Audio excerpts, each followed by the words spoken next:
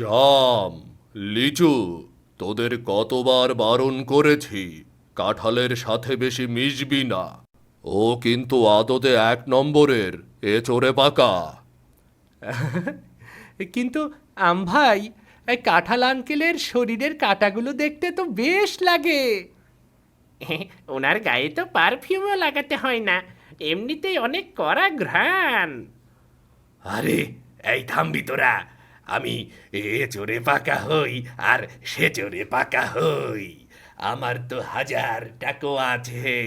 তোদের মতো একটা ছোট্ট আঁটি নিয়ে তো আর বসে নেই আমি।